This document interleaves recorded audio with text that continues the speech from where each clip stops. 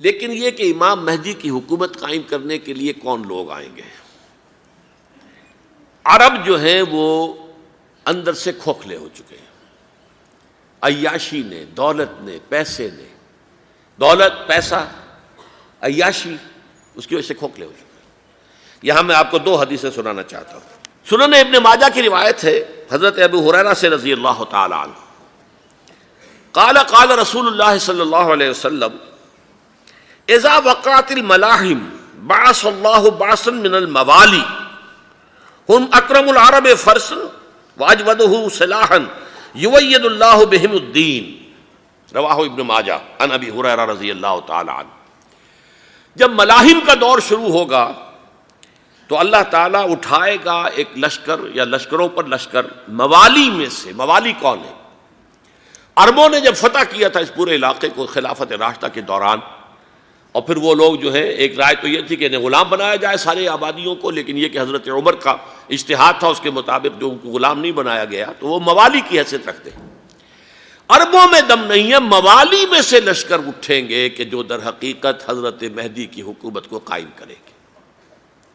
دوسری حدیث سنیے، عن عبداللہ ابن الحارث رضی اللہ تعالی عنہ، اور یہ ابن ماجہ کی روایت ہے، قال قال رسول اللہ صلی اللہ علیہ وسلم یخرج ناس من المشرق فیوطئون للمہدی یعنی سلطانہ، لشکر نکلیں گے، لوگ آئیں گے مشرق سے اور وہ حضرت مہدی کی حکومت کو جمائیں گے اور قائم کریں گے۔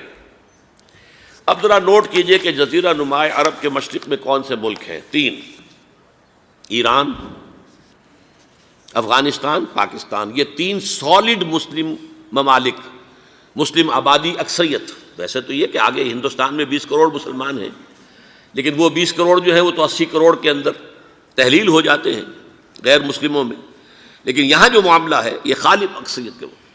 ان میں سے ایران کا معاملہ جہاں تک ہے، نمبر ایک یہ کہ وہ شیعہ عقائد کے حصار میں بند ہے، اس سے ادھر ادھر ہونا اس کے لیے ممکن نہیں۔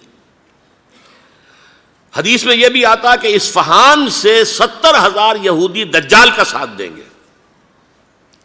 لیکن بہرحال خراسان ایک صوبہ ہے افغانستان کا اس وقت بھی، شمال مشرقی کونے میں، مجھے امید ہے وہاں سے خیر کی، کیونکہ خراسان کا لفظ وہاں پہ شامل ہے، اور حضور کی حدیث میں بعد میں آپ کو سناؤں گا کہ خراسان سے فوجیں چلیں گی جو یروشلم کو دوبارہ حاصل کریں گی، فتح کریں گی۔ جیسے پہلے یروشلم کھویا عربوں نے تھا، دوبارہ حاصل کیا تھا کرد نے، کرد خون صلاح الدین ایوبی رحمۃ اللہ علیہ، ایسے اب پھر عربوں نے کھویا ہے، لیکن لینے والے خراسان سے لشکر آئیں گے۔